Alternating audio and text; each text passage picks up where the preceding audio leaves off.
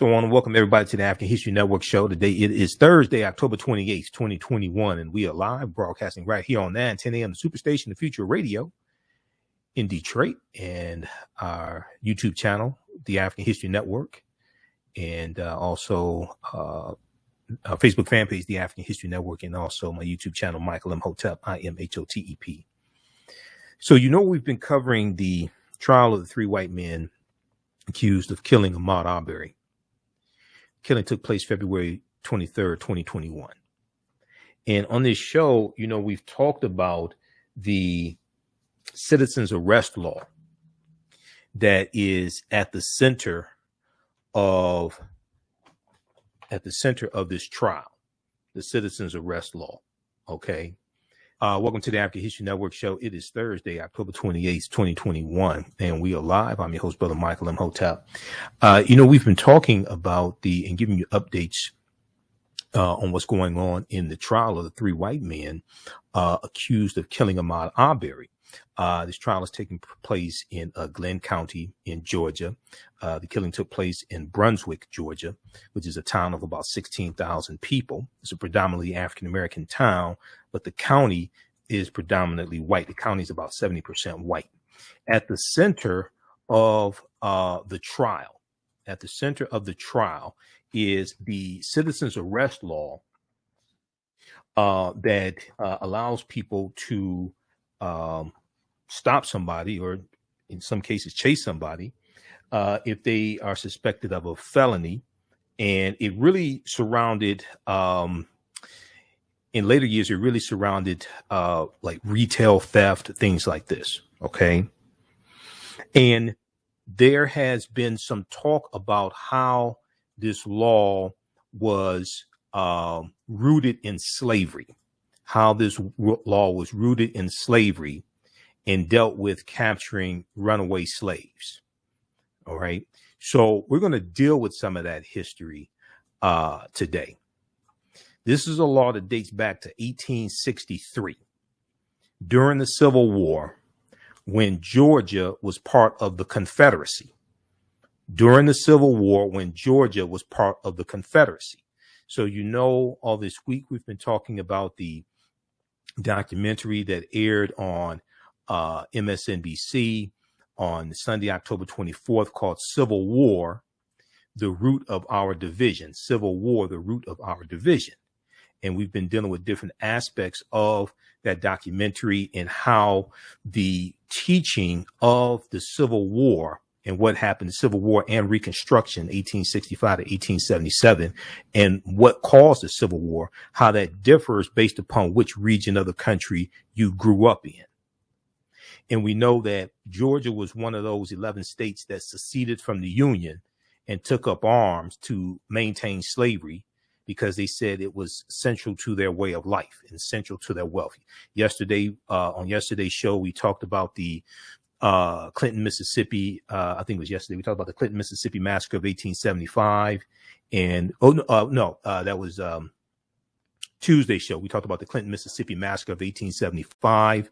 That was talked about some in the documentary. Yesterday, we dealt with how the myth of states seceding from the Union because of states' rights. Okay, we dealt with that on Wednesday's show. All right, so we're going to talk about the origins of this citizens arrest law that goes back to England, but in Georgia, it goes back to 1863 during the Civil War.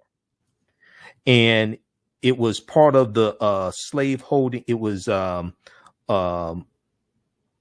law dealing with capturing fugitive slaves, runaway slaves. Then also today, President Joe Biden unveiled a $1.75 trillion scaled down budget plan. Okay, this is a scaled down budget plan from the $3.5 trillion spending plan. And we're going to talk a little bit about what's in the $1.75 trillion budget plan. What's in the $1.75 trillion budget plan? It's being billed as a historic spending framework, which it is. Biden outlined the pared down $1.75 trillion plan to expand the social safety net and combat climate change after a closed door meeting with House Democrats. He said no one got everything they wanted. No one got everything they wanted, including me. But that's what compromise is. That's consensus. That's what compromise is. That's consensus. It's expected that the bill is going to be voted on very soon in the next coming days. There was supposed to be a vote on the $1.2 trillion infrastructure bill this evening, but Speaker Nancy Pelosi had to postpone that vote because there's about 30 progressive Democrats who are holding out because they want both the $1.2 trillion infrastructure bill and this $1.75 trillion spending plan voted on at the same time. And they said they had to review the text of this new $1.75 trillion spending plan, which is historic. It's for 10 years. It's historic also. The $3.5 trillion spending plan was for 10 years also. So in the second portion of today's show, we'll deal with what's in the $1.5 trillion spending plan. All right. Now, on the African History Network show, we focus on educating, empowering the $1.75 trillion spending plan, I should say. On the African History Network show, we focus on educating, empowering, and inspiring people of African descent throughout the diaspora and around the world, because right now it's corrects wrong behavior. What you do for yourself, what you do to yourself, and what you allow other people to do to you and get away with is based upon what you think about yourself. What you think about yourself is based upon what you have been taught about yourself. What you've been taught about yourself is based upon everything you've read, heard, and seen about yourself. So when you control the radius of a man or woman's thoughts, you can control the compass of his or her actions, because the mind can't do or teach what it doesn't know. Now, we deal with a number of different topics here on the African History Network show. We deal with current events and history and politics, education, economic empowerment, entrepreneurship, relationships, love, sex, health issues, and much, much more. Sign up for our email newsletter. Text the word Kemet, Kemet, to 22828 to sign up for our email newsletter. Text the word Kemet, Kemet, to 228 to sign up for our email newsletter. Also visit our website, AfricanHistoryNetwork.com, AfricanHistoryNetwork.com. You can sign up for our email newsletter there as well. All right.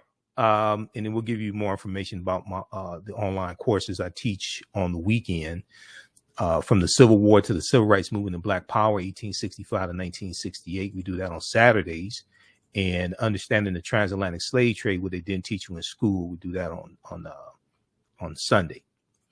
Okay, I want to jump into this first story here before we go to break. So I have seen a number of different articles dealing with this topic. I saw one from blackamericaweb.com. We posted one from blackamericaweb.com. Today's citizens arrest law used to defend Ahmaud Arbery's killers is rooted in slavery. That's from blackamericaweb.com. There's a good one from Reuters. Okay, Reuters.com today. Actually, October 27th, I should say. It's a good one from Reuters. Slavery era Georgia law in focus in trial Ahmaud Arbery's killing. Okay, so if we look at this piece here, it talks about how a pivotal defense argument of the three white men on trial in Georgia for the killing of Ahmaud Arbery is that they were trying to make citizens arrest under Civil War era law that was later repealed amid an uproar over the shooting. So this law was repealed back in about May of I think it was May of this year that the law was repealed. When the fatal encounter occurred on February 23rd, 2020, it was legal in Georgia for people to arrest someone where they had, quote, reasonable and probable grounds of suspicion. Reasonable and probable grounds of suspicion that the person had just committed a felony. Outcry over the killing led to lawmakers revoking the statute in May. Okay, I think that was May 2021. That law was revoked. Now, legal observers say prosecutors will seek to convince the jury that there was no felony over which to arrest Ahmaud Arbery, who was 25 years old at the time, and that the three men lacked the, quote, reasonable and probable suspicion required under the old citizens arrest law. The trial is in the second week of jury selection. We know, and jury selection is going slower than many people want. I'm saying take your time, don't rush this, get the correct jury who will look at the evidence and make the correct decision based upon the evidence, not social media or anything like this. We'll continue this on the other side of the break, and we'll deal with this Civil War era law that dealt with fugitive slaves that is being used as a justification in killing Ahmaud Arbery. You listen to the African History Network show right here on 910 AM, the Superstation, the Future Radio. I'm Michael Imhotep. We'll be back in a few minutes. Black on Purpose Television Network. Yes, Black on Purpose Television Network. All black, all positive, all the time. The largest black-owned streaming television network in the world. Bringing our people together worldwide. Controlling our messages, our stories, our way. Black TV the way it should be. Black music, Black history, and more. 30 plus channels, thousands of shows. Black on Purpose Television Network. Subscribe now. Gain knowledge in minutes from insightful summaries of progressive and socially conscious books. Blacklisted gives you access to curated content that'll satisfy your curiosity to learn and understand different perspectives. Empower yourself through inspirational and actionable ideas. It's easy to read or listen to on the go. Blacklisted. Empower yourself. Start your free trial today. Michael Imhotep and the African History Network show. We deal with current events of history and politics, education, economic empowerment, entrepreneurship, relationships, love, sex, health issues, and much, much more. Unfortunately, many people confuse what racism is. Racism is a power structure. There's laws and policies that put us in this predicament. There's going to be laws and policies that take advantage of it. When you control the radius of a man or woman's thoughts, you control the compass of his or her actions because the mind can't do or teach what it doesn't know. We have it all on 910 AM Superstation. 910, the Superstation, Detroit's only African-American talk radio. Welcome back to the African History Network show right here on 910 AM, the Superstation, the Future Radio. I'm your host, Brother Michael Imhotep. It is Thursday, October 28th, 2021, and we are live. Calling numbers 313-778-7600, 313-778-7600. Is the call-in number if you have a question or comment. Be sure to visit our website, AfricanHistoryNetwork.com. You can register for the 10-week online course that I teach on Saturdays, 12 noon to 2 p.m. Eastern Standard Time, from the Civil War to the Civil Rights Movement of Black Power, 1865 to 1968. From the Civil War to the Civil Rights Movement of Black Power, 1865 to 1968. We do the sessions live. All the sessions are archived and recorded. You can go back and watch it anytime. As soon as you register, you can watch the class we just did this past Saturday. The class is regularly $130. It's on sale $80. It's on sale $70, actually. It's on sale $70 for a limited time only. And we deal with history. We deal with some history leading up to the Civil War, starting with the Louisiana Purchase of 1830. We deal with the Dred Scott case, March 6, 1857, Missouri Compromise, 1820, Compromise, 1850, the Kansas-Nebraska Act of 1854, Lincoln's becoming president-elect, November 1860. And we go through and look at the Civil War, Reconstruction, 1865 to 1877. We look at the Jim Crow era, World War I, Great Migration, World War II, Civil Rights Movement, and Black Power Movement. Okay, so visit our website, AfricanHistoryNetwork.com. All right, now, right before the break, we were talking about an aspect of the Ahmaud Arbery case that is gaining more attention as jury selection continues. And this deals with the Civil War era citizens arrest law that existed in Georgia, and other southern states had laws like this. All right. This law in Georgia goes back to 1863 when Georgia was part of the Confederacy. If we go back and look at this article here from Reuters.com, slavery era Georgia law in focus and trial over Ahmaud Arbery's killing.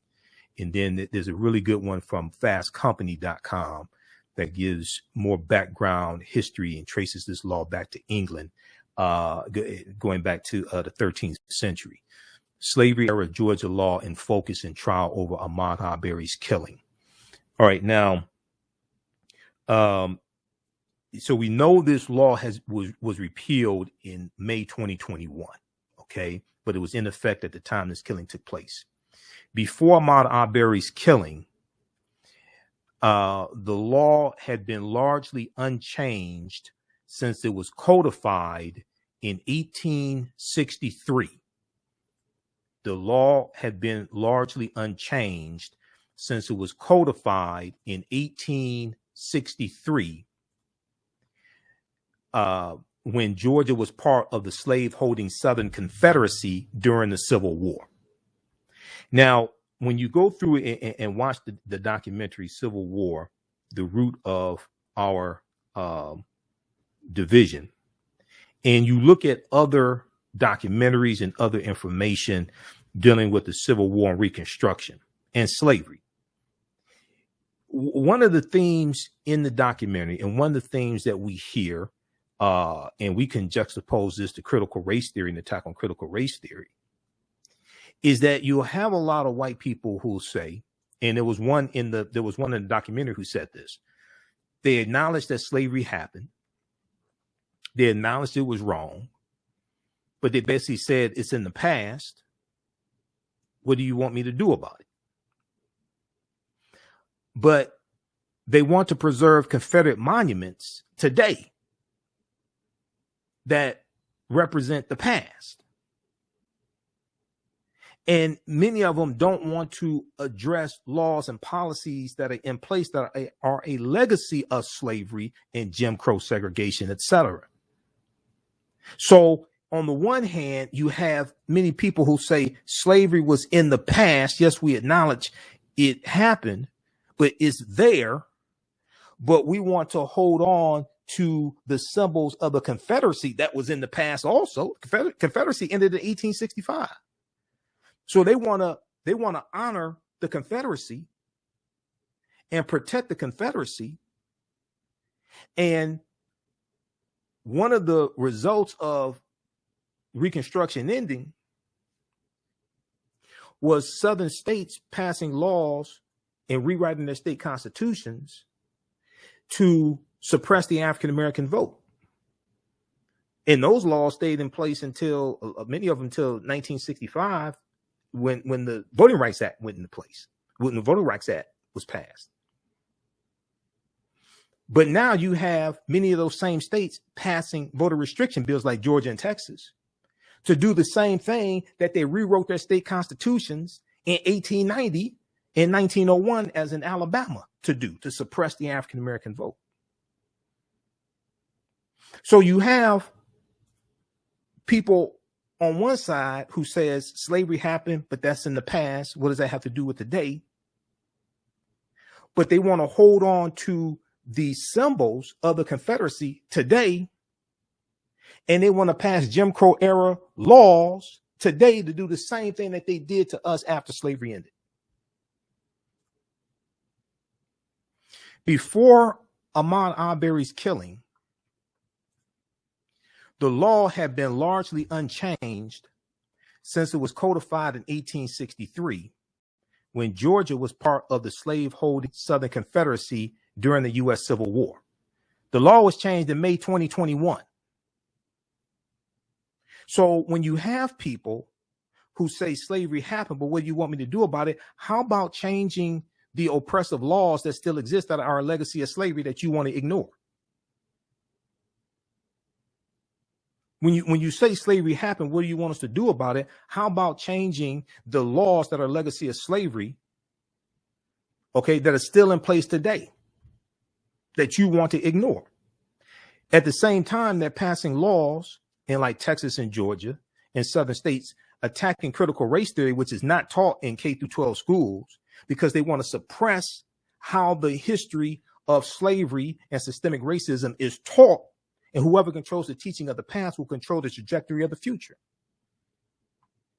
Most U.S. states have codified some form of law allowing citizens arrest. Most states have codified some form of law allowing citizens arrest.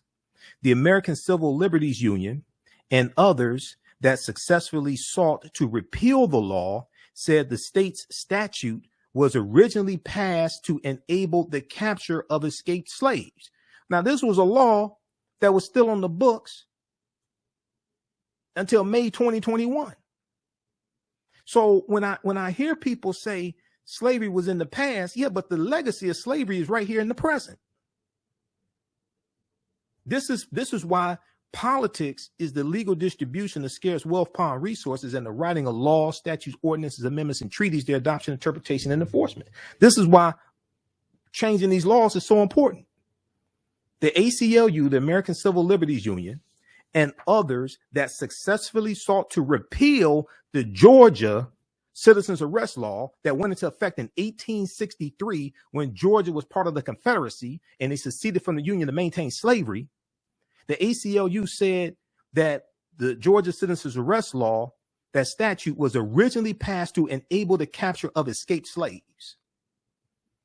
And one thing that I find interesting, this is a recurring theme in the documentary, and I'll get the guy's name. We'll talk about this tomorrow. It was, I think he was Mississippi State Legislature, something like that. He said he didn't own slaves. All the slaves are dead. You know, something to that effect. Slavery was wrong. It was in the past. What do you want me to do about it? So this is the game that they run. Now, Chris Slobogan, a law professor at Tennessee's Vanderbilt University, says citizens arrest laws put dangerous powers in untrained hands. Citizens arrest laws put dangerous powers in untrained hands. Things can get out of control quickly, he said. Now, Travis McMichael, his father, Gregory McMichael, Travis McMichael was 35 at the time. His father, Gregory McMichael, was 65. And their neighbor, William Roddy Bryan, who said, hey, I was just along for, I was just a bystander. I was just, but that's not what he told police on the scene. This body camera footage of what he told police on the scene. Okay. He said he was trying to box Ahmaud in, using his vehicle to try to box Ahmaud in. They say they suspected Ahmaud Arbery was a burglar and chased him in 2 pickup trucks as he ran down the street in the mostly white Satilla Shores, a suburb of the small coastal city of Brunswick. Okay, some of them were also armed as well. Okay, this is Georgia. Georgia has the largest Confederate monument in the country. It's called Stone Mountain. Now, just before he was cornered and shot to death, Ahmaud Arbery had entered an unoccupied property where a house was under construction. But there are a number of people who entered into the property and they didn't get shot. And it's on video. It's on security camera footage, surveillance footage. And the owner of the property where the construction is going on turned over the surveillance footage to authorities. There's been a number of people who just wandered on, look around, say, hey, what's going on, guys? Blah, blah, blah. They didn't get hunted down. They didn't get shot. The owner of the property has said nothing was taken and that Ahmaud Arbery, who was on a Sunday afternoon jog, probably just stopped there for a drink of water. One of the defense attorneys says citizens arrest is a big part of our case. A big part of our case, Kevin Gow, who also wanted the protesters removed from outside the Glenn County courthouse, and because he felt that they would duly wrongfully influence the jury and the jury selection process. Kevin Giles said in the interview earlier this month, before the judge presiding over the murder trial in Glenn County Superior Court issued a partial gag order. Kevin Giles admitted they changed the law, but changed the citizens arrest law, but changing the law doesn't affect us. It doesn't change what was the law of the land at the time, end quote. One could argue that was the law of the Confederacy, because that was when Georgia was part of the Confederacy. Now, one would have to ask the question, okay, wait a second. Now, we know during the Confederacy, they had like Confederate money, and the Confederacy set up their own constitution. Well, that constitution is eradicated. There's a law that Georgia set up when they had seceded from the Union and were traitors to the Union and joined the Confederacy. Does that law still really apply today? Or before they repealed it, is that law still really in effect? That's a good legal question to ask. It's like, wait a second. The Confederacy dissolved. Okay? The Confederacy dissolved. The Confederate money is no good. So if you have a law that's designed it was targeting rental slaves. Well, slavery ended in 1865 and the Confederacy ended in 1865. So is this law really legitimate? So if we look at, there's a good article from, so read the rest of this piece here from Reuters.com. And then also Ira Robbins, a law professor at American University in Washington, wrote in an academic paper that many states citizens arrest laws are broad. In California, for example, someone can make an arrest for a felony if the person has probable cause to believe it was committed.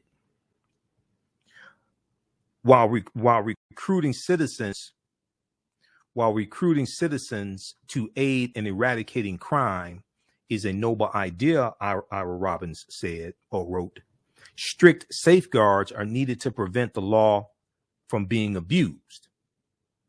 New York State has the strictest law holding residents liable for false arrest if no crime was committed, even if they had reasonable belief, quote, leaving no room for mistakes.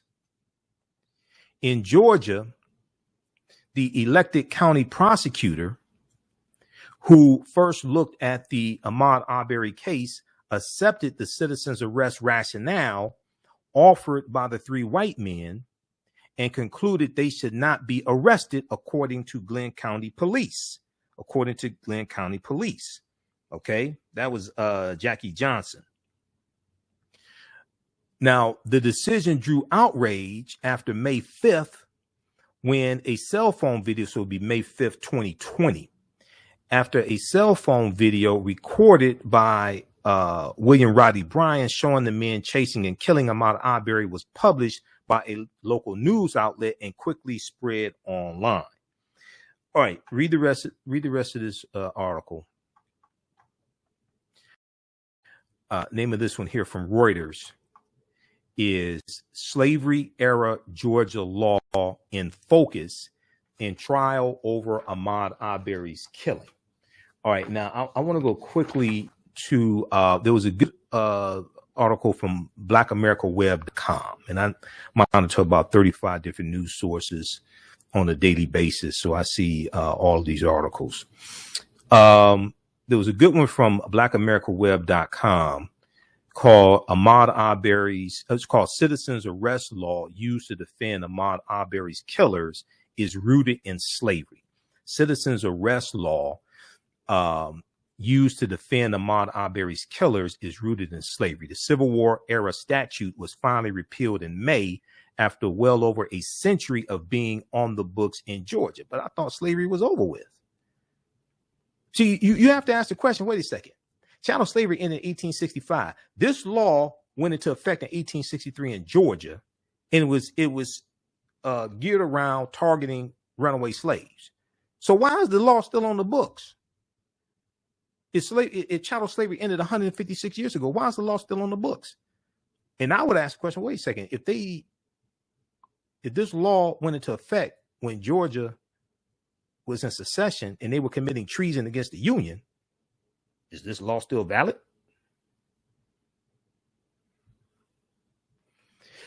So in this article, they talk about the Civil War era statute was finally repealed. Beyond being outdated, the citizens arrest law has roots in slave patrols of the late 1600s. Okay, enacted in 1863, possibly as a response to the Emancipation Proclamation, which was January 1st, 1863. Georgia's law was created to capture enslaved people running away to join the Union Army. This law was designed to capture runaway slaves who were running away to join the Union Army. Opponents argue the law enabled vigilante justice targeting African Americans. Okay, so there's a link here that takes you to this excellent article from fastcompany.com. This piece from fastcompany.com gives an in-depth history on this fugitive slave law, and it goes back to the 13th century in England. The troubling history, now the name of this article from fastcompany.com is called The Troubling History of Citizens' Arrests from Slave Patrols to Ahmaud Arbery to ICE. Okay? From slave patrols to Ahmaud Arbery to ICE. Not vanilla ice, but they're talking about customs, border and customs ICE. Okay. Once viewed as a key part of civic engagement, citizens' arrests in America are now archaic, potentially violent, and targeted against minorities. Yet the laws allowing men remain on the books. So so first you say, oh, well, slavery ended, that was a long time ago, blah, blah, blah. What do you want me to do about it? Well, besides repairing the damage of slavery, reparations, I've always said part of repairing the damage, part of reparations is changing the laws that inflicted the damage in the first place. You have to change these laws that are still on the books. So there's a piece here that deals with the history of citizens' arrest and their racial roots. The history of citizens' arrest and their racial roots. Now, citizens' arrests were first officially mentioned in the Statute of Winchester, not Rochester, not Jack Benny, Rochester, but Winchester. Okay. I'm an old radio show fan. All right. not Jack Benny in Rochester. Okay.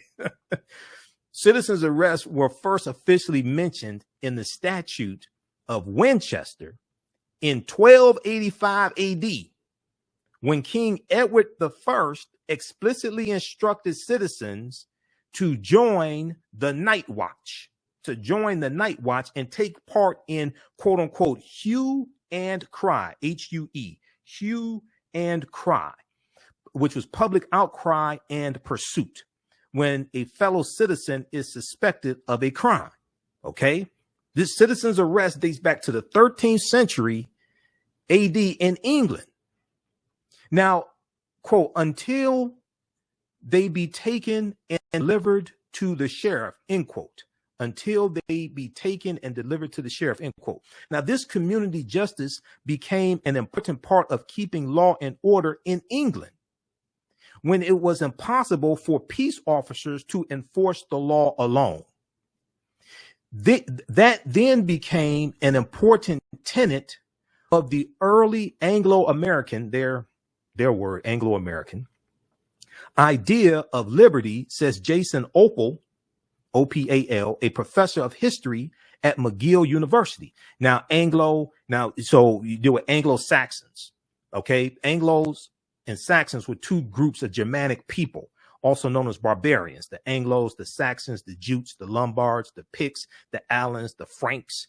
And they were groups of barbarians that built kingdoms. And then from kingdoms, you have countries that are built. So the Franks, France is named after the Franks. England is named after the Anglos, because the Anglos and the Saxons come here in 1607, two groups of Germanic people, the Anglos and the Saxons. Their descendants come here. But England is named after the Anglos. Anglos, the Saxons, and the Jutes, they also go into Ireland, and they conquer Ireland. Ireland becomes the first colony of England. That's about 12th century AD. Now, involvement in community justice was a healthy means to ward off the threat of martial law and state oppression. Involvement in community justice was a healthy means to ward off the threat of martial law and state oppression. Only the state could ultimately punish wrongdoers, but ordinary people enjoyed the right of posse comitatus, okay, P-O-S-S-E, posse comitatus, whereby they were deputized by sheriffs for the general good of the public, hence the word a posse. Like the old Western movies, you go round up a posse and deputize them. The sheriff deputizes them, or the U.S. Marshal deputizes them, and go get your rifle, go get your Winchester. We're going to go catch them, okay? Hence the word a posse. Now, as European colonizers brought the law to the Americas, quote, this liberal tradition took a horrifying turn, said Professor Jason Opel, as it united the vigilantism, often racist, often racist. Now, in 1661, in Barbados was a colony of Great Britain. In 1661, in Barbados passed the first slave code, which among a slew of other regulations required slaves, enslaved Africans who were away from the plantation, to hold passes from their masters, and allowed any white man to stop them and ask to view those passes. Because we know that the enslavement of Africans in the Caribbean, in these British colonies in the Caribbean, influences slavery here. Wasn't no fictitious Willie Lynch. Willie Lynch never historically existed. I'm going to be in a documentary dealing with Die Willie Lynch Die, or something like that. Willie Lynch never historically existed. The Willie Lynch letter of 1712 has been proven to be a fraud, and Dr. Kwabena Ashanti came out some years ago and admitted the letter was a fraud. It was written about 1970. Willie Lynch never historically existed. Throw the Willie Lynch letter in the garbage, okay, and study real history. Right now, and I've done lectures, and Professor Manu Mpem is an expert on the fake Willie Lynch letter. He's written essays. I've interviewed Professor Manu Mpem a few times here on this show, dealing with the history, but also the Willie Lynch letter. So this also allowed any white man to stop them and ask to view those passes. Now, separately, the slave code in Barbados in 1661 established slave patrols. Separately, the slave code in Barbados in 1661 established slave patrols in which white men actively prowled for escaped slaves. The posse comitatus shifted from a public good to grounds for, quote, chasing a runaway, said Professor Opel. Now this is a depiction here, a woodcut from the Abolitionist Anti-Slavery Almanac of 1839, and it depicts the capture of a fugitive slave by a slave patrol. Okay, I'm not sure which state this is, but this is Anti-Slavery Almanac 1839. So this is the Underground Railroad starts about 1831. This is before the Civil War that doesn't start until 1861. At this point in time, the 1793 Fugitive Slave Act is in place. The Fugitive Slave Act from 1850 that was part of the Compromise of 1850, which consisted of 5 bills. We talked about the Compromise of 1850 on yesterday's show. The Fugitive Slave Act of 1850 was part of the Compromise of 1850. This is before this. This is 1839. Okay, so you're still operating based upon the Fugitive Slave Act of 1793. And also there was a business of going into free territory and capturing even free African Americans who may have been born free or what have you, or if they were former slaves, bought their way out of freedom, they were legally free. There was a business of capturing them and taking them into slavery. We saw this with the movie 12 Years a Slave, which was based on the true story of Solomon Northup, who was a free African American who's captured, taken into slavery, his freedom papers taken away, things like this. And he's enslaved for 12 years. And there's going to be abolitionists that actually help rescue him. Now, South Carolina was the first place in what is now the United States to set up its slave code in 1691. Okay. So we go from Barbados in 1661, which was a British colony, to South Carolina in 1691. And South Carolina is going to be the first. It's still colonies here. We don't have states at this time. This is before the Declaration of Independence in 1776, before the American Revolutionary War, which starts in 1775. South Carolina was the first place in what is now the U.S. to set up its slave code in 1691, before the practice spread to other areas of the 13 colonies. Also, South Carolina was the first state to secede from the Union, December 20th, 1860, and South Carolina is where the Civil War started, April 12, 1861. South Carolina is like really, really crucial to the history of this country. At this point, quote, it's all about race, said Professor Jason Opel. It's entirely about the new liberty of white men in the Americas to detain black people. It's entirely about the new liberty of white men in the Americas to detain black people. Today, those exercising their arresting rights have, quote, all the benefits of the British liberal tradition, along with the violent privileges of American slavery. All the benefits of British liberal tradition, along with the violent privileges of American slavery. Now, in the years since, structured police forces have developed, leaving less need for citizens' arrest. Still, as cases around the country emerged, courts began to provide more detail to guide private citizens, writes Ira Robbins, a law professor at American University, in an extensive paper about citizens' arrests in 2016.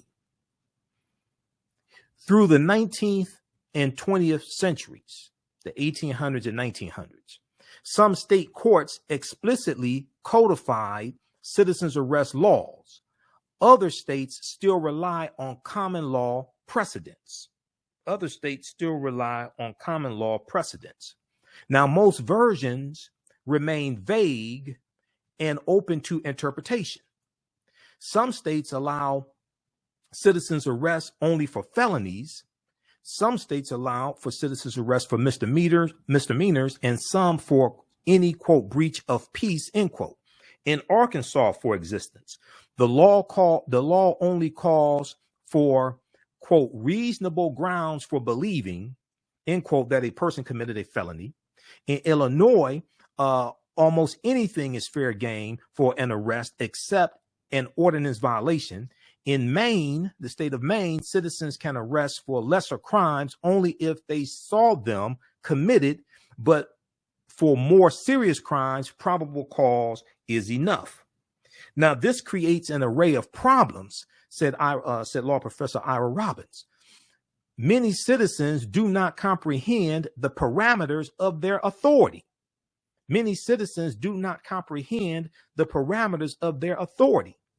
Even if the citizen has good intentions, if the arresting citizens are wrong, they are potentially liable for false arrest and imprisonment or use of excessive force and can be sued, especially in states like New York that put the burden of proof on the arrestor.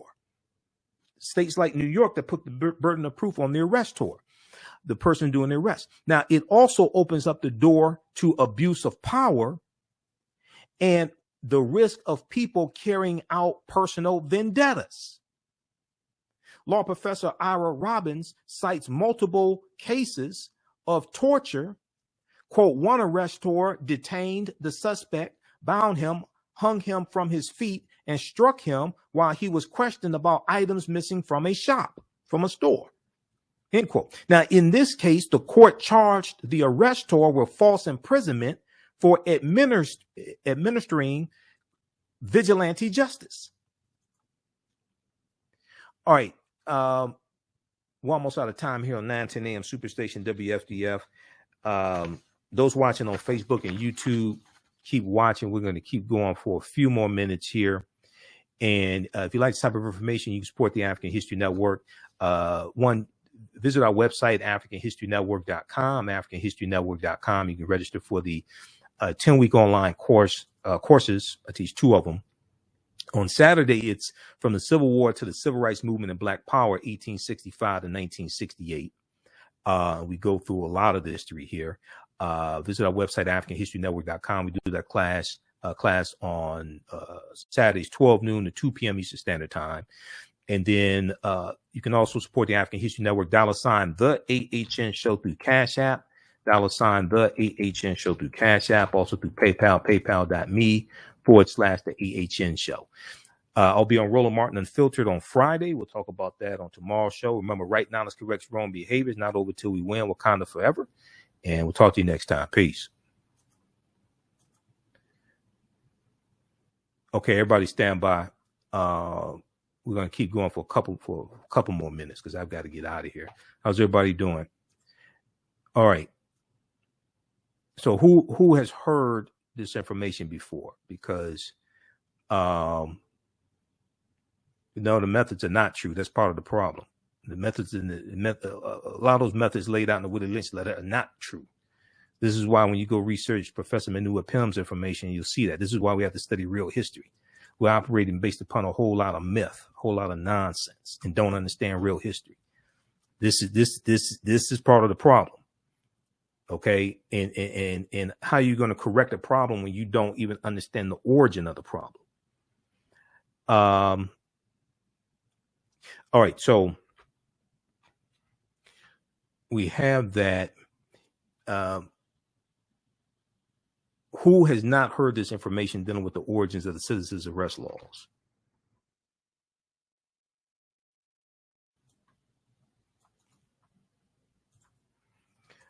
All right, let's post this here. Okay, let's continue. And then I want to get into the $1.75 trillion spending plan that Joe Biden unveiled today. We'll deal with that a little bit today. We'll talk about that more tomorrow because I have a lot of work to do. Okay, I want to go back to this piece here from Fast Company. The troubling history of citizens' arrests, citizens' arrests from slave patrols to Ahmaud Arbery to ICE.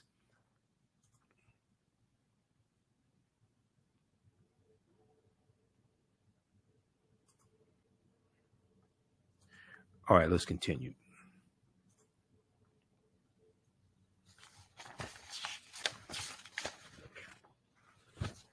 I'm just going to deal with this article because this is a long article, but it's just another section here that I want to look at, and you can read the rest of it.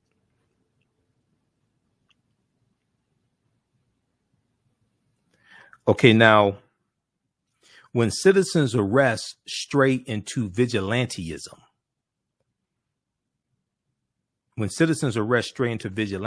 is concerning, and it's an easy line to cross in the modern day, said law professor Ira Robbins.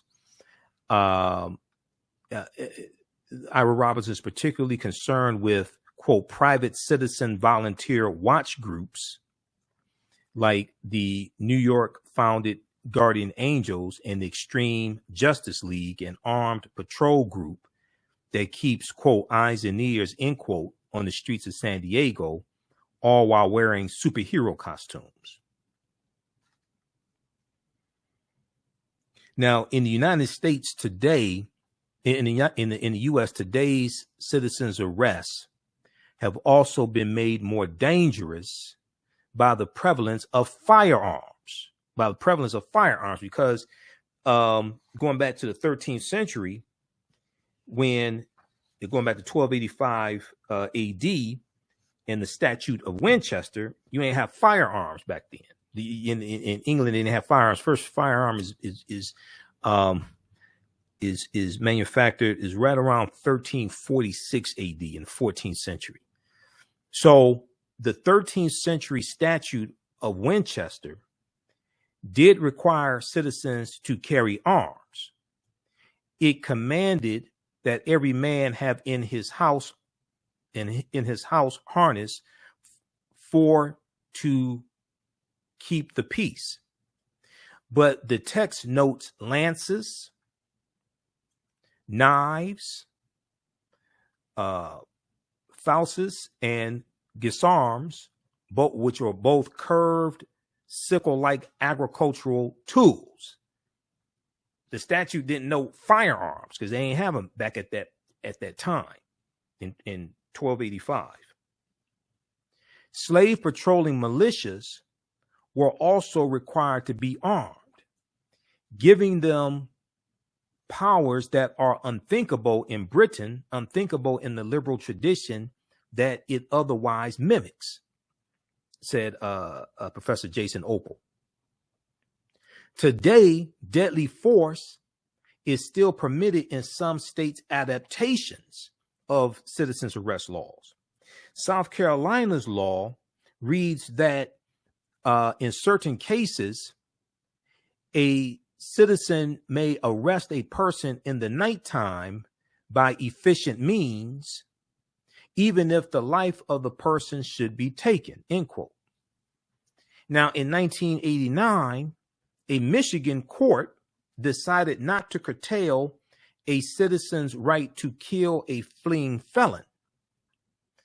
Quote, it is regrettable, but sometimes necessary to make use of deadly force, end quote, the court wrote, because, quote, the police cannot be everywhere.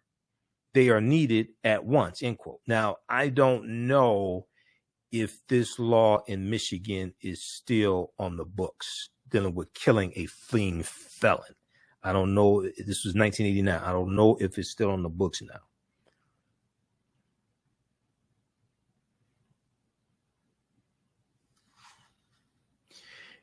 Now, Professor Jason Opel said that guns have become a totem of white privilege, a singular right that many feel has been lost since the civil rights era.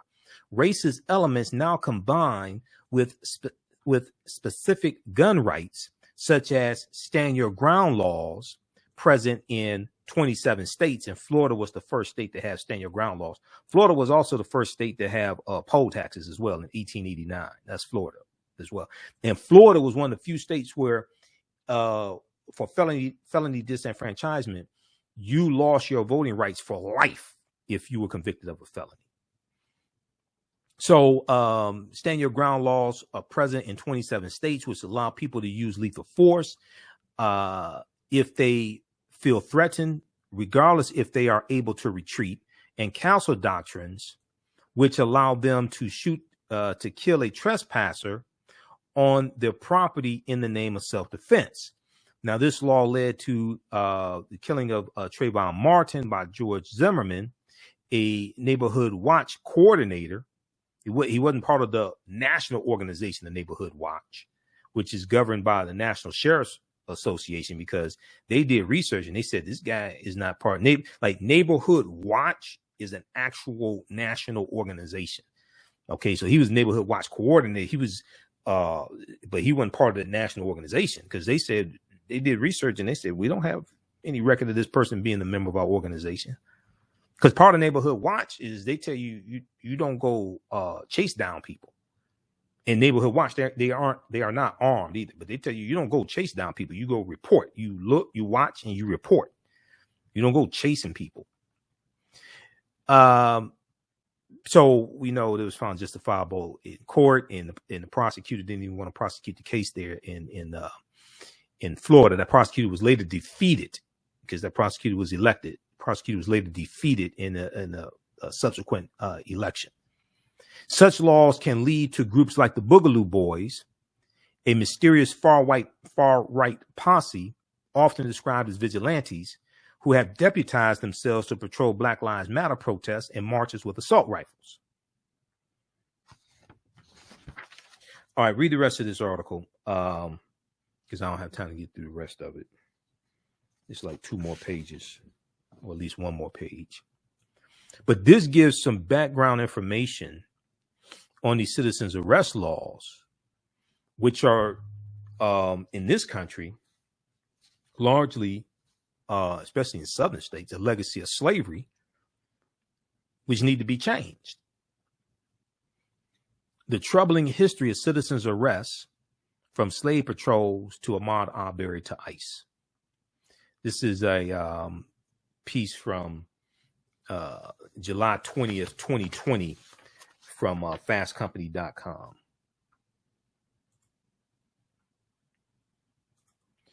All right. Okay, I want to go to this next story here. Let's shift gears. We'll deal with this for a minute. The $1.75 trillion budget plan, spending plan, was unveiled today, a revised one. And I said look, the $3.5 trillion, and apparently, according to Biden, all 50 Democrats in the Senate agreed to this, including Manchin and Sinema. I said, look, the 3.5 trillion, first of all, this is going to pass. This bill is going to pass. Okay. The $3.5 trillion spending plan was for 10 years. I said before, look, if you cut it in half, you have 1.75. Senator Joe Manchin said he would come in around 1.5 trillion. This is 1.75. This is for 10 years. Some programs you can cut and fund them for 4 or 5 years and then come back in 4 or 5 years and renew it. Because 3.5 trillion, that was for 10 years. That wasn't 1 year. So this is going to pass. And it's also important to note, because people freak out and things like this. Oh my God. What is it? Well, like, you do realize it took 18 months to get the Affordable Health Care Act passed, right? The ACA, Obamacare, it took 18 months to get that passed. So that's why you haven't seen me freak out about this. I've been involved in writing public policy for the city of Detroit. It took us 13 months to write Executive Order 22 or rewrite it. So I have some understanding of this process. And that was in the city. It took 13 months for that. So they're gonna get this done in the next couple of weeks or so. This to get passed. But if we look quickly here, what's in the bill? So there's a good piece here from the Washington Post, and we'll talk some more about this tomorrow. Here's what's in the $1.75 trillion Biden budget plan that no Republicans support, just so people understand. Okay, people that don't follow like politics every day, we deal with this pretty much every day here on this show. No Republicans support this bill. No Republicans in the House are going to vote for this. No Republicans in the House or the Senate voted for the $1.9 trillion American Rescue Plan that has the earned childhood tax credit in it, that is basically cutting childhood poverty in half and benefiting a lot of African American children and their parents. No Republicans in the House or Senate voted for that bill, just so people understand. The $46.5 billion in rental assistance for renters and landlords was in that $1.9 trillion American Rescue Plan that no Republicans in the House or the Senate voted for. Taxes, climate, health care, and child care would all see substantial changes if Democrats approve this package. I want to go to, we're going to go to this clip here from NBC Nightly News. And this is talking about unveiling this package, and we'll deal with a little bit what's in it, and we'll talk about this some more tomorrow. They talked about it on Roland Martin Unfiltered today. He had William Spriggs on, who's an African-American economist. So they did a really good segment of Roland Martin Unfiltered. I'll be on Roland Martin Unfiltered, should be on tomorrow. They wanted me on the show on, what was it, Tuesday? His producer contacted me. I was too busy. I was behind schedule and busy as hell. I could not do Tuesday. But I'm normally on Friday, so I said I can't. I'm sorry, I can't do Tuesday, but I'll be on Friday. All right, let's go. While this is queuing up, let's see here. Okay, everybody, share this broadcast on social media platforms, and if you have any questions, post them here quickly. Who still needs to register for the classes I teach on the weekends? Understanding the transatlantic slave trade, what they didn't teach you in school, and from the Civil War to the Civil Rights Movement and Black Power, 1865 to 1968. While we wait on this clip to load, there was also a good article here from NBC News that I read today. Biden urges Democrats to accept compromise on latest big social spending plan. Okay. Now, the other thing that's important to ask yourself is, where are the Republicans' spending plan? What are Republicans proposing? Because they don't have one. They don't have one, and none of them are going to vote for this. Calling the moment an inflection point, the president urged his party to accept the compromise. And Biden said nobody gets everything that they want, which is true. Biden unveiled a new framework Thursday for a sweeping social safety net package that includes money for child care that many Republicans are against, includes money for child care and climate change, beginning an uphill struggle to convince leery lawmakers who have watched their priorities dwindle from the package. These are the progressives, okay, the progressives. And they're going to end up going along with this bill because it's like, okay, if Democrats lose the House and the Senate, what bill you think you're going to be able to get passed then? If Democrats lose the House and the Senate, you're not going to be able to get anything passed. No Republicans support these bills. The best thing to do is pass this, then come back after the 2022 midterm elections. In the 2022 midterm elections, you run on this bill and what you got passed and how it's helping people, and the $1.9 trillion American Rescue Plan and how it's helping people. And then you can deal with the Department of Justice and restarting the investigations into the patterns and practices of police departments and things like this. You can deal with what's taking place in the Department of Education and discharging student loan debt and all this. You can deal with all that. But you run on these two bills here that no Republicans voted for. And then also by then they would have passed a $1.2 trillion infrastructure bill that is about 18 or 19 Republicans in the Senate that voted for the bill. Now, this is at the same time that Republicans are going to run on critical race theory, banning books. Okay. Republicans are going to run on critical race theory, banning books, and voter suppression bills. Okay. That's what they're going to run on. Democrats are going to run on these bills here. I'm neither Democrat nor Republican, but I study this daily. I sure as hell ain't stupid. They're gonna run on these bills. We are at an inflection point. Let me close this out here. Hold on. Okay. We are at an inflection point, Biden told House Democrats on Thursday in a closed door meeting, according to a source familiar with the hour-long meeting. The rest of the world wonders whether we can function. The rest of the world wonders whether we can function. If Biden is successful in passing this proposal and his $550 billion infrastructure plan, which is really part of a $1.2 trillion infrastructure bill, Congress will have enacted $5 trillion in spending in the 10 months since he took office. And overwhelmingly, Republicans didn't vote for these bills.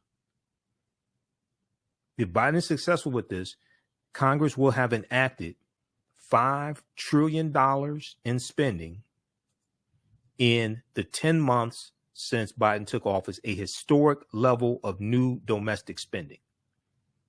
Remember, under Trump, every other week was infrastructure week and no infrastructure bill got passed. Biden told Democrats in presenting the parameters of the package today, according to the source, I don't think it's hyperbole to say that House and Senate majorities in my presidency will be determined by what happens in the next. He made the case for the legislation in remarks just before leaving on his trip to Europe. Okay, now the newest proposal amounts to 1.75 trillion, down from the original 3.5 trillion. You basically cut it in half. Now, some of the things have been taken out that you can come back and get later. It includes priorities like funding for climate change, child care, and universal preschool. It relies on new taxes, including one aimed at millionaires and billionaires, but it omits many Democratic priorities like paid family leave and free community college, because people like Joe Manchin wouldn't vote for it. But see, what you do is, we have to understand long-term strategy. You run on these two major bills that you get passed in the $1.2 trillion infrastructure bill. You run on that in the 2022 midterm elections, because Republicans are going to run on critical race theory, banning books, and suppressing votes. Then in 2023, you come back and in 2023, the 10 Senate races that Democrats can win, that Republicans are in office. If you go from 50 Democrats in the Senate to 55, do you realize you can nullify the votes of Manchin and Sinema? If you go from 50 Democrats in the Senate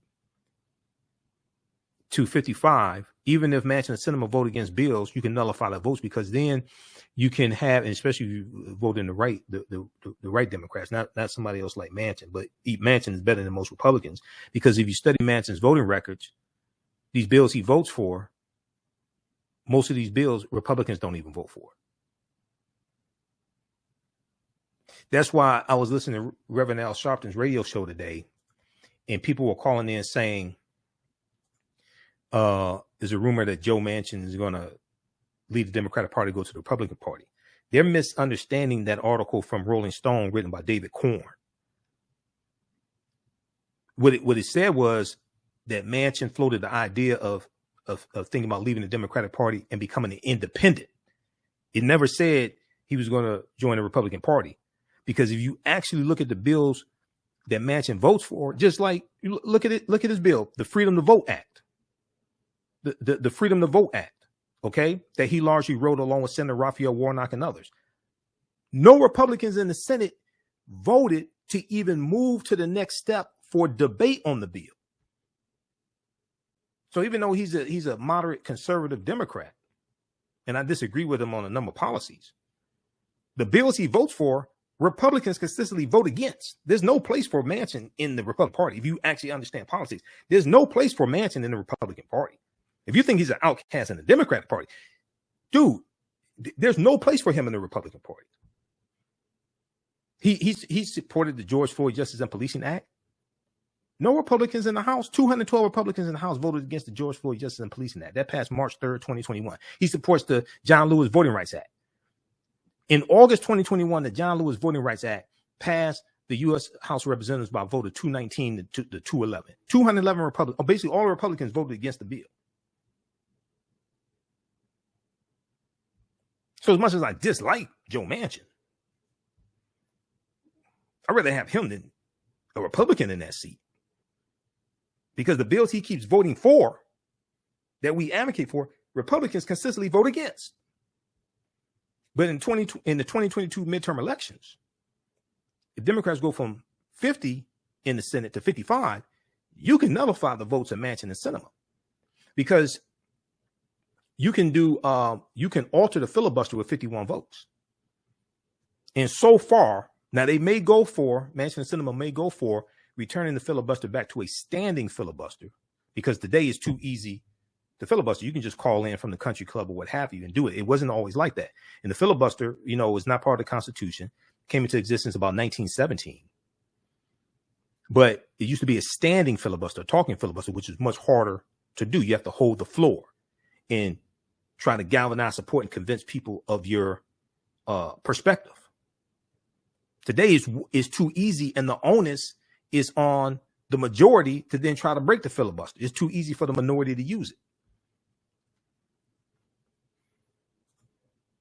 And then also, as we talked about here on this show, going back to the town hall meeting that Joe Biden did with Don Lemon maybe 4 months ago, Joe Biden said then he was for going back to a standing filibuster like it used to be in the Senate. So I was listening to Reverend Al Sharpton's show today, and there's a couple of people calling. I'm like, I don't know where the hell they get this nonsense from, that Joe Manchin is talking about becoming a Republican. No, he's not. And then when he was confronted by reporters about the article from Rolling Stone that David Corn wrote, he said it was BS. But then he changed later, like the next day, he changed his stance and said that if something to the effect, if they couldn't come to an agreement on the spending plan or something like that, he would consider leaving the Democratic Party, but he would register as an independent.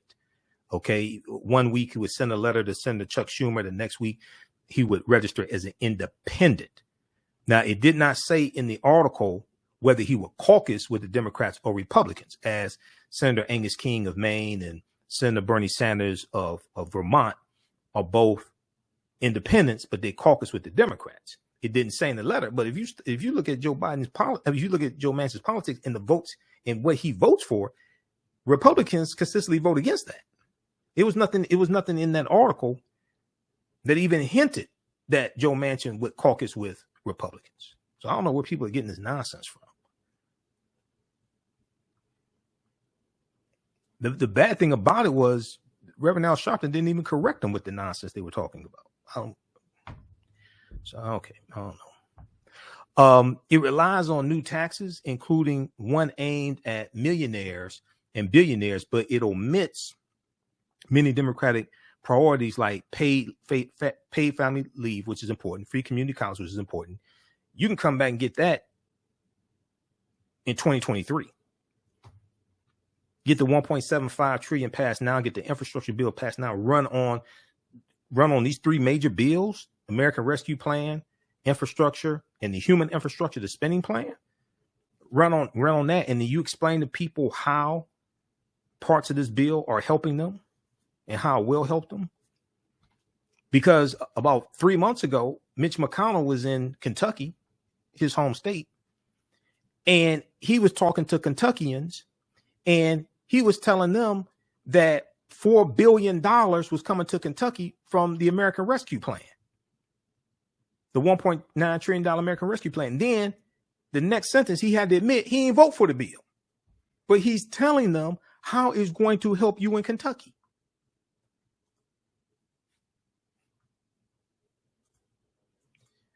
All right, now let's go to this. I'm going to go to this clip here. And I don't know why this thing did. Okay, let's try to get this queued up. Stand by.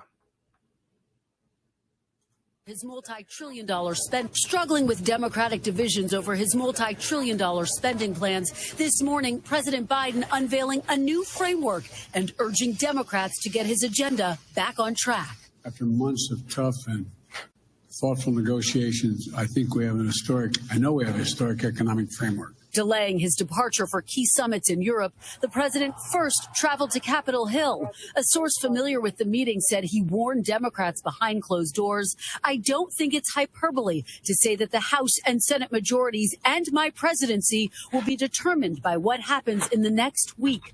Back at the White House, the president made his case. No one got everything they wanted, including me. That's what compromise is. That's consensus. And that's what I ran on. The price tag of the social policy and climate plan, $1.75 trillion. It includes funding for universal pre-K, elder care, and a one-year extension of the enhanced child tax credit. But to cut the price tag down, many items were dropped, including free community college, prescription drug reform, and paid family and medical leave, a key proposal the president had been touting just last week.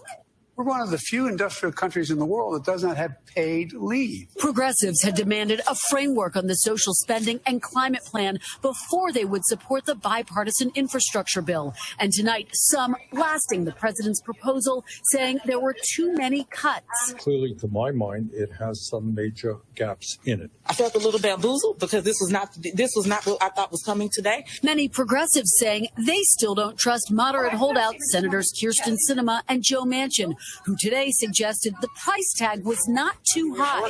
We negotiated a good number that we worked off of. House Speaker Nancy Pelosi still not saying when she'll call a vote. We have the text out there. We're on a path to get this all done. And Kristen, we just learned Democrats won't even hold a vote until next week. That's right, and we still don't know if those key moderate senators, Manchin and Sinema, will commit to support the framework. Democrats can't lose a single vote in the Senate, with Republicans opposing what they say is a massive spending plan that will raise prices and hurt the economy. All right. So, but Republicans don't even have a counter bill to push. They don't support largely any of these bills,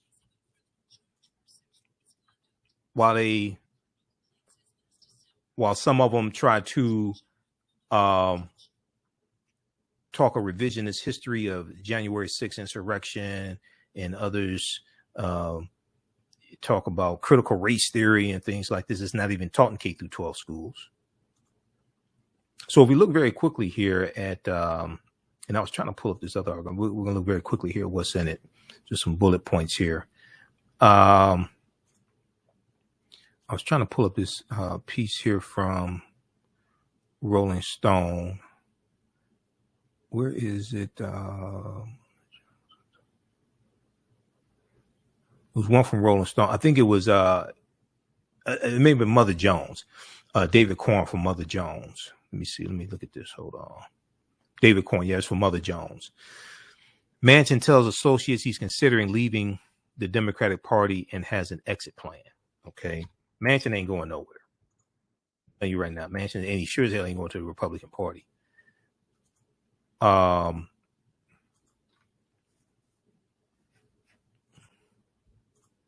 read this here from Mother Jones. I don't have time to get into this. October 20th, 2021. I knew it was David Corn. I was thinking Rolling Stone. Rolling Stone had another big article. But this one here, David Corn wrote this for Mother Jones. Manchin tells associates he's considering leaving the Democratic Party and has an exit plan. He could pull the trigger if he doesn't get his way on the Build Back Better bill. Manchin, confronted by reporters, said it's BS. Okay. And I'm telling you now, he's not leaving. He sure as hell ain't going to the Republican Party. And people, hopefully people understand that if Manchin were to go to the Republican Party, you do realize that Mitch McConnell will be back in control of the Senate, because it'd be 51-49 Republicans. Mitch McConnell will become Senate Majority Leader, and they'll shut down all these bills. Read this one here. But this is not going to happen. From Mother Jones. This is a good article, but it's not going to happen. Now, let's look at this. Washington Post. Here's what's in the $1.75 trillion Biden budget plan. President Biden on Thursday unveiled a roughly $1.75 trillion blueprint for overhauling the country's health care, climate, education, and tax laws as he seeks to break a logjam among his party's liberals and moderates that has stalled his economic agenda for months. I'm still waiting to see the Republicans' health care plan, their climate change plan, their education plan, besides cracking down on critical race theory and banning it. I still want to see that from Republicans. The plan includes some of Biden's earliest policy priorities, including new spending to enhance child care and offer pre-kindergarten free to all American families. But it also shelves some of Democrats' most favored plans, including an effort to provide paid leave to millions of workers, one of the many casualties in the party's efforts to reduce its original $3.5 trillion price tag. Because Manchin said his number was about $1.5 trillion. They come in at 1.75. Apparently, Manchin has come up, to 1.75 trillion. So we see clean energy and climate investments of $555 billion. Now, this is over 10 years, just as the $3.5 trillion bill was over 10 years. It wasn't all 1 year. So when people say, oh, this is going to increase inflation, it's like, wait a second, hold on. First of all, this is over 10 years. 1. 2, this is not like cash in people's hands that they go and spend. Necessarily the majority of it. So what do you I don't understand. This is going to increase inflation. Child care and preschool, $400 billion. Child tax and earned income tax credits, $200 billion. The child tax income credits that have basically cut childhood poverty in half, which is part of the $1.9 trillion American Rescue Plan. This has a 1-year extension in the bill, and the hope is to then extend it again after that. But they eventually want to make this permanent. But in this bill, they have a 1-year extension. No Republicans support that either. No Republicans support the childhood tax and earned income tax credits. ACA premium, Affordable Health Care Act premium subsidies, and the Medicaid gap, $130 billion. Home care, $150 billion. Okay, let me grab this article here. I printed this one up from NBC News. Okay. Home care, $150 billion. Housing, $150 billion. Equity and other investments, $90 billion. Higher education and workforce, $40 billion. Medicare, Medicare hearing, $35 billion, and immigration, $100 billion. If we go through and look at this, let me see. They have a breakdown. They have a quick breakdown. We'll talk about this some more tomorrow. Biden presented the plan on Capitol Hill in a private meeting with House Democrats earlier on Thursday, October 28th, after which many Democrats said they were still negotiating its specifics and haggling over what's in and out of the package. He still must convince lawmakers, including Senators Manchin and Sinema, who helped drive Democrats to scale back their policy ambitions in the first place. But Biden is basically saying he has 50 Democrats in the Senate on board on this. So they break through what's in healthcare,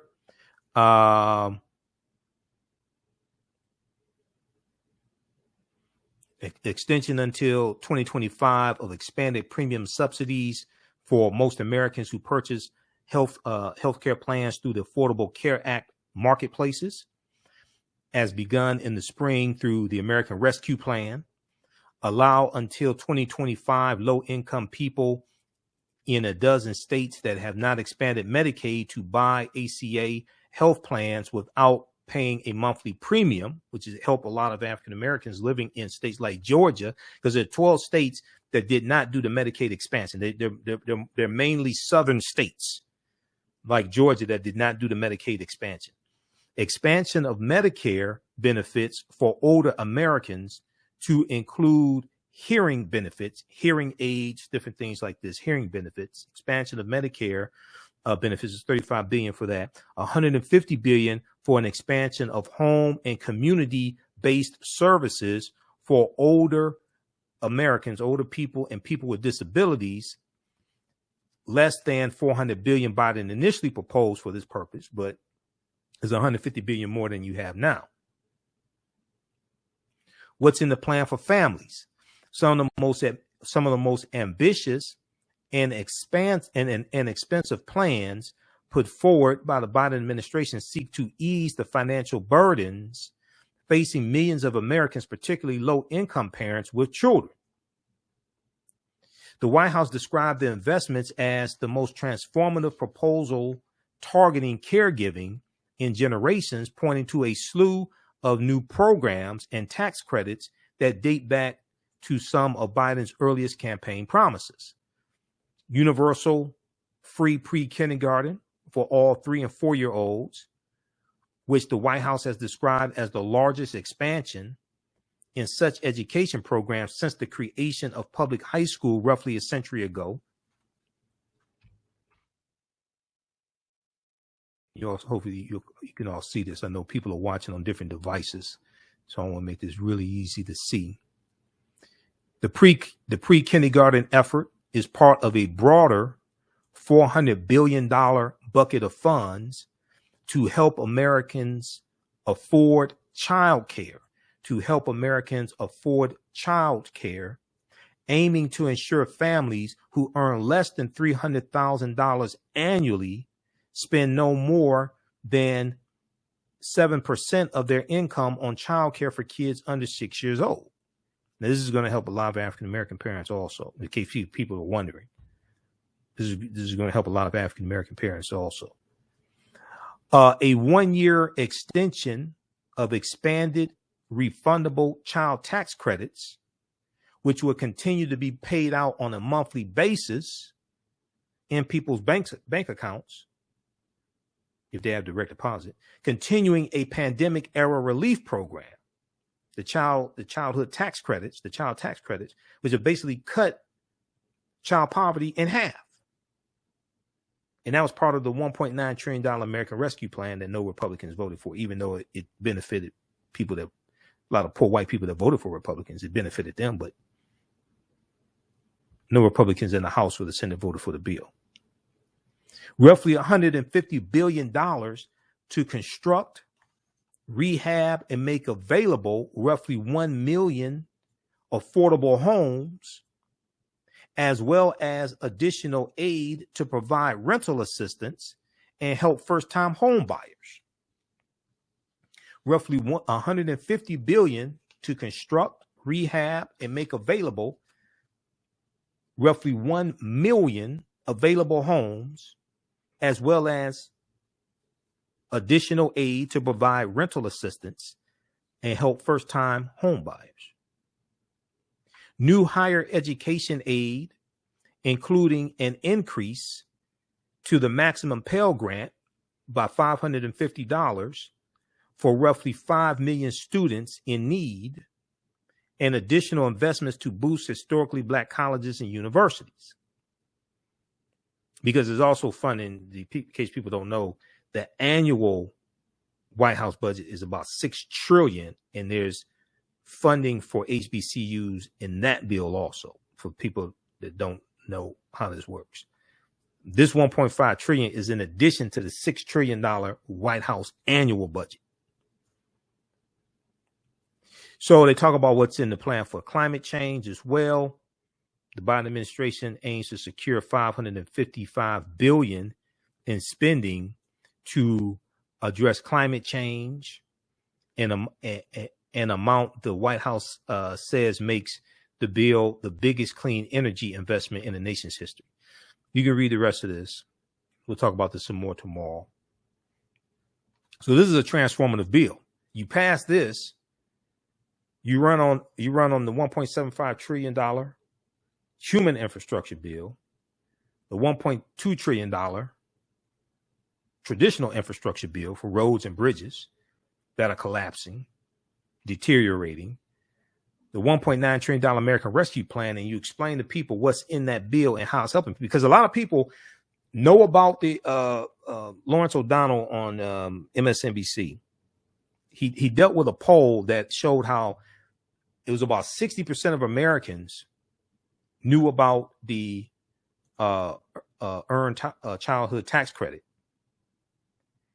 But they didn't know that they were getting the extra money in their bank account because of Democrats and Joe Biden. There's a problem with messaging, and messaging actually what's in a lot of these bills. And this is part of the problem with this bill here. There's a problem with messaging and messaging what's in these bills and how it's helping people.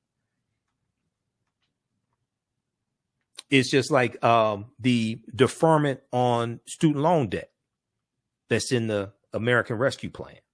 A lot of people don't associate that with the American Rescue Plan. The $46.5 billion in rental assistance that more people are taking advantage of now, staying in their homes. And it's for not just renters, it's also for landlords. Well, the only reason why that exists, I mean, Democrat and Republican, but they're the ones that wrote the bill, and then they're the only ones that voted for the bill. And it's helping a lot of black people stay in their homes. No Republicans voted for it in the House or the Senate. I need a Democrat or no Republican. Sure as hell ain't stupid. I can see who keeps voting against bills that are beneficial to us. So we'll talk about this some more tomorrow. Read this piece here from Washington Post. Here's what's in the $1.75 trillion Biden budget plan. And there's more in it. I just don't have the time or energy to deal with it. We'll talk about it tomorrow. Vox.com had a good article on this as well. It really went through and broke this down, because this stuff has to be explained. You have to break down and show what's in the bill, how it will help people. All right. Hey, if you like this type of information, you can support the African History Network, $ the AHN Show through Cash App, $ the AHN Show through Cash App. Also through PayPal, paypal.me/the AHN Show. PayPal.me/the AHN Show, and also at our website, AfricanHistoryNetwork.com. We're 6 days a week. This helps us keep doing the research, stay on the air, keep broadcasting. If you want to advertise with the African History Network, email us at AHNShow@AfricanHistoryNetwork.com, AHNShow@AfricanHistoryNetwork.com. Also, our current promotion is buy 1 month, get 2 months free. So email us and we can get you up and running. We have a good promotion going on right now. We have a few. We just brought on I think 3 new advertisers. So we have maybe 2 or 3 more slots left. This is our official Cash App account, $ the AHN Show, SHOW. When you go to it, it'll say Michael and show my picture there. These other ones are fake African History Network Cash App accounts. Okay, so email us there to advertise with the African History Network. Also, African American business owners, post the name of your business here in the thread of the broadcast.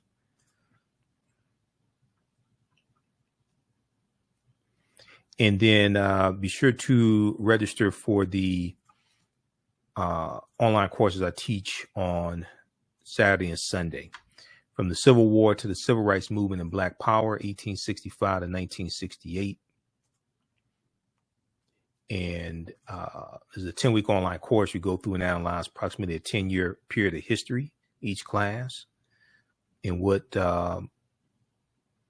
also look at some events that lead up to the Civil War taking place.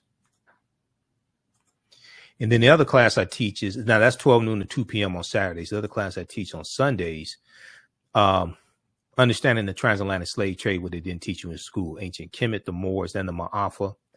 Understanding the transatlantic slave trade, what they didn't teach you in school. We deal with thousands of years of history, and we look at ancient Kemet, ancient Egypt, the Nile Valley region of Africa. We look at the 800-year occupation of Europe by the Africans known as the Moors. And we look at what leads to the transatlantic slave trade taking place, and we go through and study that also. Now, the second class, from the Civil War to the Civil Rights Movement and Black Power, that basically picks up where understanding the transatlantic slave trade leaves off. Because there was so much information that I wanted to deal with, looking at history from 1865 to 1968. There's no way I could do it in the first 10-week class. So I had to create a second one so we can really go through and analyze this information. We can study some of these state constitutions that are written during the Jim Crow era. It's a deep, deep history. And we see the legacy of the day. We see in Georgia, the citizens arrest law goes back to 1863 during slavery. And it was targeting runaway slaves who were running from slave plantations going to the Union Army, running behind Union Army lines.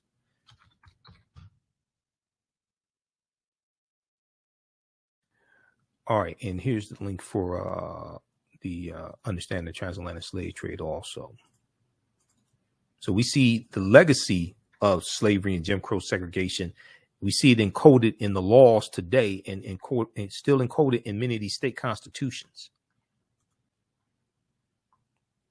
There was a article from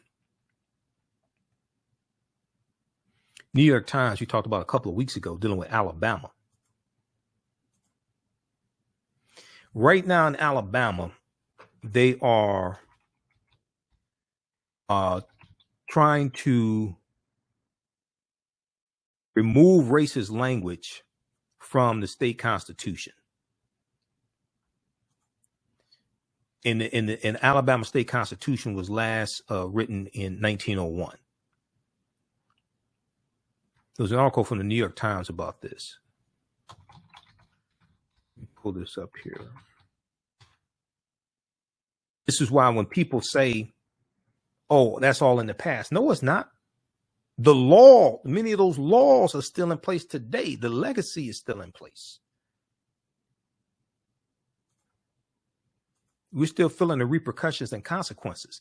If you look at Haiti, Jamaica, and Cuba, Haiti, Jamaica, and Cuba, they've been in the news the last few months. Jamaica is preparing a petition to sue Great Britain and Queen Elizabeth for reparations. They just elected. So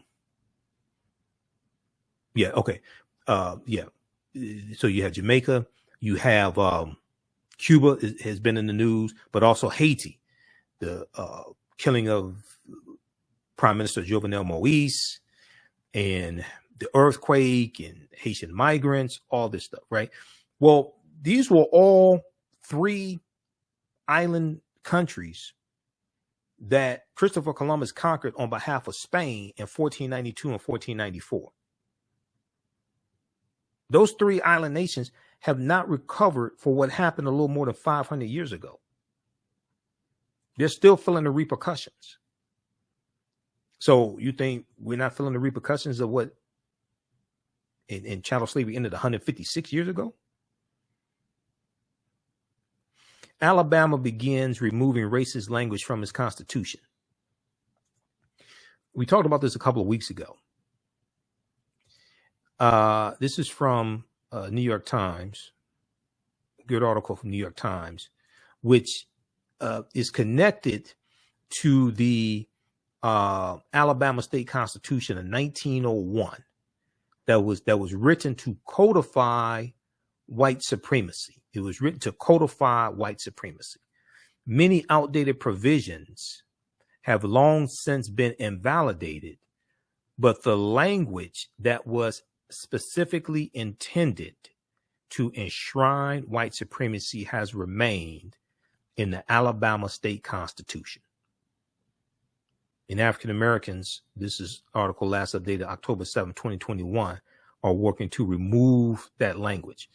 The last time Alabama politicians rewrote their state constitution back in 1901, their aspirations were explicitly racist, quote, to establish white supremacy in the state. This is what they said they were doing. This is not hyperbole. This is what they said. They said they were rewriting the state constitution to establish white supremacy in this state. John Knox, the president of the Constitutional Convention, of 1901 in Alabama said in the speech encouraging voters to ratify the new state constitution, he said, quote, "The new constitution eliminates the ignorant Negro vote and places the control, the new constitution eliminates the ignorant Negro vote and places the control of our government where God Almighty intended it should be, with the Anglo-Saxon race." Now, this is in 1901. This is John Knox, who was the president of the Alabama Constitutional Convention in 1901. This is what he said. 100 years later, the Jim Crow era laws that disenfranchised blackers and enforced segregation across Alabama are gone, but the offensive language written into the state constitution remains. Now, as communities across the South reconsider racist symbols and statues, activists in Alabama who have labored for 20 years to convince voters that rewriting their constitution is important and long overdue, see an opportunity to get it done. So go back and read this article we talked about a couple of weeks ago. Alabama begins removing racist language from its constitution that was written in 1901. During the Jim Crow era, that was a legacy of slavery, and they wrote it and instituted poll taxes and literacy tests to suppress the African-American vote and lock us out of politics and lock us out of voting, etc. Because, during Reconstruction, there's about 2,000 African-American men who got elected to political office, statewide office, local office, and then also in Congress. All right, that's going to do it for us today. That's enough radio for today. Thanks for tuning in. Follow us on our Facebook fan page, The African History Network, The African History Network, and our YouTube channel, Michael Imhotep, IMHOTEP. Turn on live notifications so you know when we go live. All right. And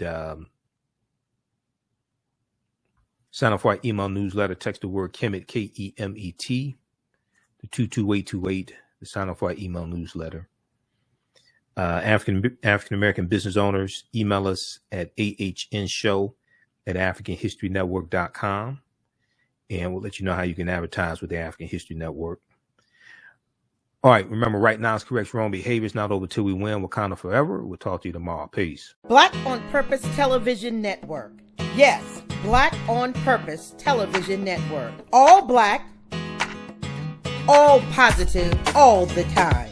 The largest black-owned streaming television network in the world. Bringing our people together worldwide. Controlling our messages, our story, our way. Black TV the way it should be. Black music, black history, and more. 30+ channels, thousands of shows. Black on Purpose Television Network. Subscribe now. Gain knowledge in minutes from insightful summaries of progressive and socially conscious books. Blacklisted gives you access to curated content that'll satisfy your curiosity to learn and understand different